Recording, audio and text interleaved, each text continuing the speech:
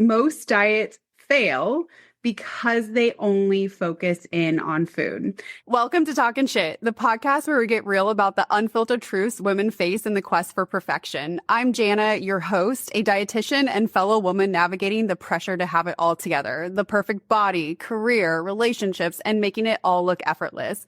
Who set that standard anyway? Here, we're calling out the diet fads, hustle culture, beauty standards, and everything else that keeps us feeling stuck. But we're not just venting, we're diving into how to break free and rewrite the rules on your terms. So grab a coffee or a glass of wine and let's talk some shit. Together, we'll uncover how to live a life that's unapologetically yours. This is Talkin Sh. Let's dive in.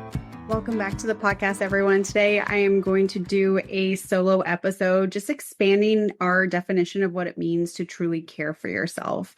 So this is a line that I use a lot with my coaching clients because I really take a very different approach when I am supporting individuals to be able to lose weight, to be able to balance their hormones, because yes, the two things are very different, and to just really feel like their best self. So there's so many pieces to the puzzle when it comes to our bodies, our biology, and really being able to support them. And oftentimes in this space of weight loss or eating healthy or feeling your best, I feel like we do a really bad job of supporting individuals. And so I like to change that up. I like to do a very different approach with my coaching clients to support you as a whole individual. And here's why. So if we really just start with the truth, most diets fail because they only focus on food. So I'm going to repeat that again. Most diets fail because they only focus in on food. Now, I say food is part of the equation, but is not the entirety of the equation, because as a well-being expert, I know that there's so many other things that impact why you eat certain foods, your cravings, how you treat your body, the things that make you feel like you have energy. There's so many other variables than just food. And again, I don't want to isolate to food being the cure for everything. Now, certainly as a dietitian, I believe that food is foundational for you to feel well. And I also want to encourage you in this episode to expand that view of what it means to care for you. Now, as we're looking at this, I like to, again, think about what makes the person feel their best. And I have these 5 pillars or these 5 buckets that I really like to support individuals in creating for their health and well-being. So I consider myself a behavioral-based dietitian, and a lot of times people are like, oh, you lost me. You're like, what does that actually mean? So let me share a little bit more about what that does mean and why I like to expand into these other buckets for your health and well-being. So as a behavioral-based dietitian, what I believe is that everything you do on a daily basis matters, and it adds up. So the way that you think, the way that you move, the way that you eat, it all adds up to you feeling healthy, confident, and strong in your body, or maybe feeling the opposite. But when we look at that, here's why I get really, really passionate about it is if we believe if we take it from the stance that everything you do matters, because it truly does, we know that biologically and genetically, it really matters. So let me share with you why this actually is from that science lens, not just something that I think to be true. So I did my undergrad at UC Davis, and during that time, it was really the trend at that time was that genetics determined everything about your health, and really that you didn't have any control over it. It's like what you got is what you got, and you again have no control. But when I was there, this field called nutrigenomics came out. Now, nutrigenomics basically is the study of how nutrients, the food that we consume essentially, can change your DNA. What that really means is that the nutrients that you eat can either turn on, turn off, or keep neutral your gene expression. And what they found is that, yes, in fact, this does happen. Based on the foods that you eat, you can, what they call upregulate gene expression, you can downregulate gene expression, or you can keep it neutral. So I want to share just something from my own story is I have the genes for obesity. Now on both my mom and my dad's side, there's weight concerns, there's diabetes, there's hypertension, there's cardiovascular, like we have all of it. We have cancer. And so I did some testing and found out that, yes, I do have those genes. However, those genes are not expressed at this time. They are remaining neutral. And this is just fascinating. So think about that. So it's not in your family. It's not in your genes. You have the ability to change what your body actually expresses based on the things that you do in your lifestyle from a day-to-day perspective. And that's what I think is so cool because, again, it tells us that, yes, everything you do does matter. And the thing that I love the most is that it empowers you with control. Now, that's a big one because a lot of people don't feel empowered when it comes to their health and they don't feel like they're in control. And maybe that's what you're experiencing too, but it doesn't have to be this way. And so that's where this model that I use with my coaching clients in my group coaching program really stemmed from is knowing this information and knowing the things that we can do on a daily basis to be able to support you in feeling your best. So let me share with you those 5 pillars because it really allows us again to expand what it means to truly care for your body. So first and foremost, we'll start with nutrition. Yes, nutrition is certainly foundational. We know that how you eat food determines a lot of how you feel throughout the day, particularly as it relates to your cravings for certain foods, your mood, that is a big one, your gut health, your immune system, how you see yourself, even from a body confidence or a body self-esteem perspective. A lot of times the way that we eat food can enhance or hinder how you see yourself. So yes, the food on your plate matters and it can contribute to how you feel. However, there is not a one-size-fit approach to nutrition. And this is something that I see just really in the social media realm is that you do this and you get this result when it comes to food. It's not true. I want to be just very honest with you on this. You could, let's take this for example. Again, I love to use myself as a case study because I think it's helpful to just learn from an application perspective.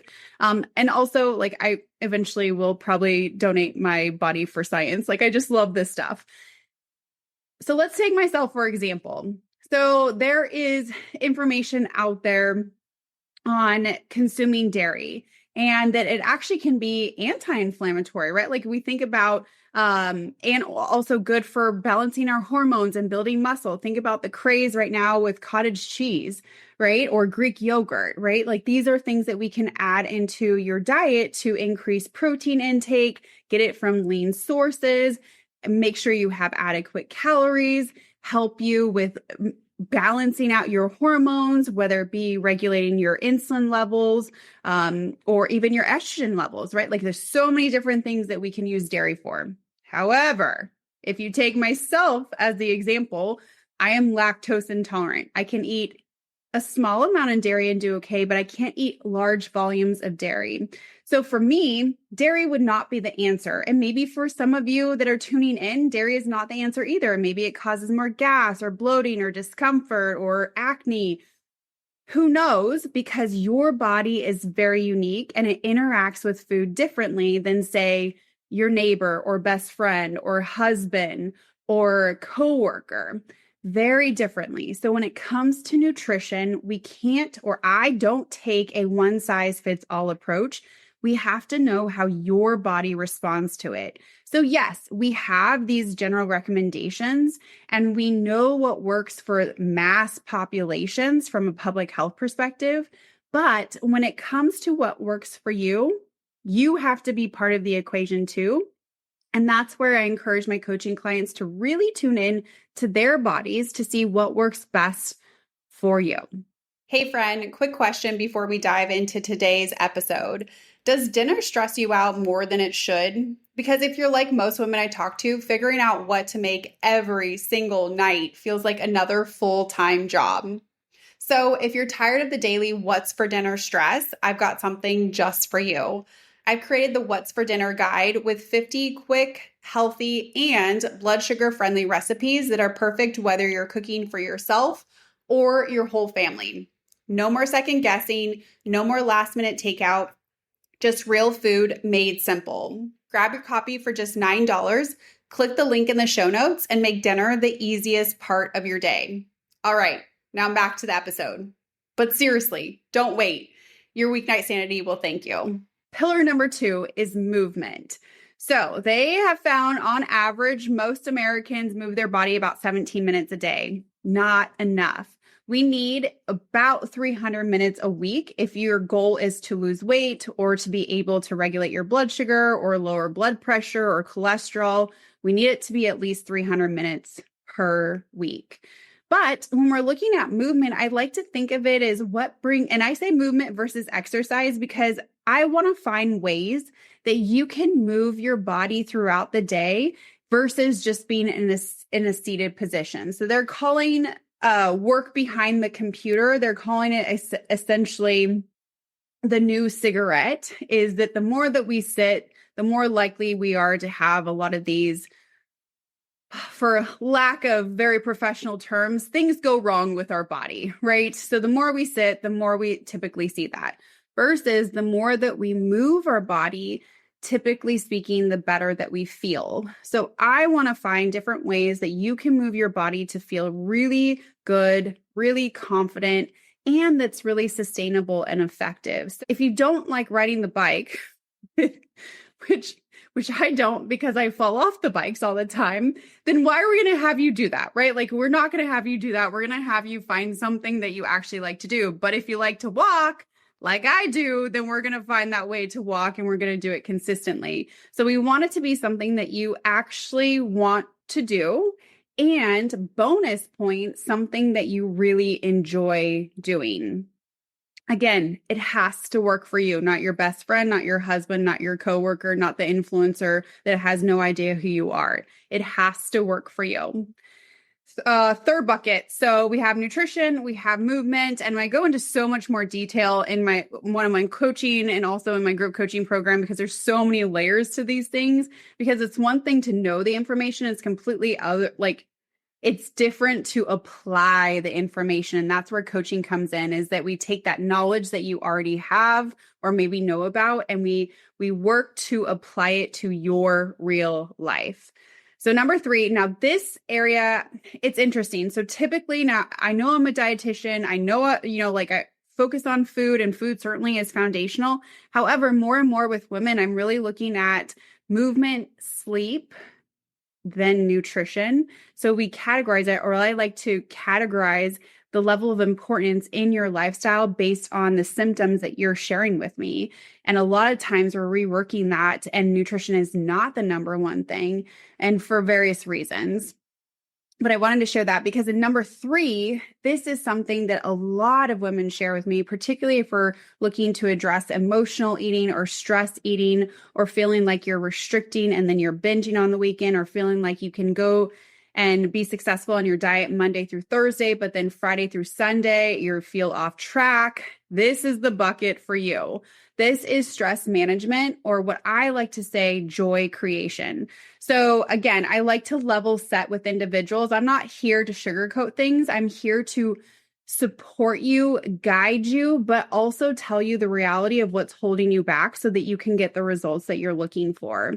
And in this area, we have So many individuals that are experiencing very high levels of stress and have no idea that they're experiencing high levels of stress because they've been dealing with it for so long.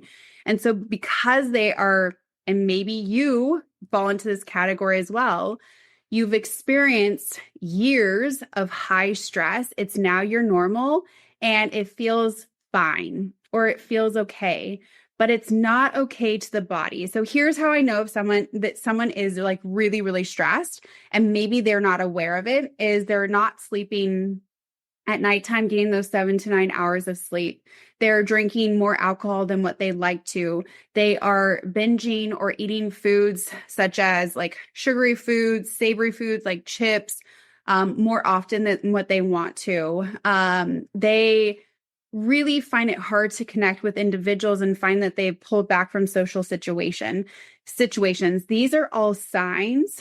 Maybe that you're not even able to rest without feeling guilty. Again, these are all signs that probably stress is part of the equation, and we need to really find ways to manage it and have outlets for it, because the reality is that stress is going to be part of everyday life. Life is not going to get less stressful. However, what we can build is where you feel that you can manage it, that you have outlets to close what we call the stress loop for your body, so that you feel more confident and resilient to take on everything that throws your way.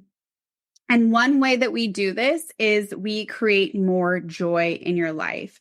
So if life sucks, like if you feel like life sucks and you're like, I just, go to work, take care of the kids, go to bed, everything on repeat, and then I scroll because it's my only time where I actually get to myself, then I'm talking to you. We need to find ways where you are managing your stress, you have those outlets, and that you are creating that joy that is part of your health equation, part of the ways that we help your health win, and that you feel like, oh, I'm not sabotaging my progress. I feel like when I have these stressors, I'm able to manage them. I know how to navigate stress without instantly going to food, because food doesn't solve the problem of stress, typically makes it worse. You're able to regulate your nervous system. You're able to bring down those stress hormones so that you're now able to lose weight, right? Like all these things start falling into place when we actually start to manage and identify stress and then create outlets for it. And this is something that I just dive into so much and support my clients on, whether it be one-on-one or in my group coaching program, because if we can't regulate your nervous system, we are not going to be able to stay consistent, and you're not going to be able to feel like, oh, I feel good in my body again. Okay, I could talk about that topic forever because it's a big one for most people. Number 4 and 5. So number 4, you're seeing a lot of this, and maybe you're hearing a lot more of it, of the importance of sleep. Now, why do I talk about sleep as a dietitian? Is because we know that if we are sleep deprived, or if we are not getting enough sleep overall, we know that you can't out diet it and you can't out exercise poor sleep. Just doesn't happen. We know that you typically burn fewer calories throughout the day. And we also know that your hunger hormones, particularly leptin and ghrelin, are likely out of balance. And so you could be trying just like by sheer like willpower or motivation, which probably you can only do for so long, to, eat healthy and exercise. But if you are constantly exhausted, it's not going to work. So sleep is when your body heals, your metabolism resets itself, if you will, and your hormones also start to regulate themselves. So I mentioned leptin and ghrelin, which are our main hunger hormones, but this is also where insulin regulates itself, with where cortisol, our stress hormone, regulates itself. So there's so many hormones that regulate themselves at nighttime for you to be able to lose weight, bring down your blood sugar, blood pressure, cholesterol, whatever you may be focusing in on. This is when your body does it. And we need to create that time and space for you to be able to do that. And then number 5 is safe sun exposure. So this one typically surprises a lot of people, but it's a really powerful one, because getting sunlight safely, helps you regulate your circadian rhythm, which is connected with your sleep cycle and also your mood. It helps support vitamin D levels, which, yes, we call it a vitamin, but more and more we're thinking of it as another hormone in the body, particularly connected to being able to regulate your mood and your blood sugar levels and your weight. Safe sun exposure also helps you stabilize your mood. So more individuals express that they have less anxiety and depression when they're able to get out in the sunlight. And it also helps us with regulating our appetite. So it's a big one, and one that I encourage more individuals, again, in my coaching program and in my group coaching program, to be able to implement in their lifestyle, because too many of us spend a lot of time inside behind screens, which really throws off our circadian rhythm, our hormones, our hunger hormones, and ultimately just how you feel in your body. So one of the ways that we can do that is by making sure that you get outside and that you get that safe sun exposure during certain times of the day to be able to best support your body. So these are the 5 pillars that I work from. And this is why I'm a behavioral-based dietitian, is because these behaviors that you engage in on a daily basis in these buckets of your health really add up to you feeling your best. So it's not just the diet, right? Like, so if your diet's on point, but say you're stressed the F out because you're so worried about getting everything on your diet just perfect, then you're probably not feeling your best. Or if your nutrition is on point and you're sleeping, but you're not moving and maybe you lack purpose and joy and you're not getting time outside, again, you're not going to feel your best. So as much as possible, we want to support these 5 areas to come together in harmony and in balance for you to feel your best.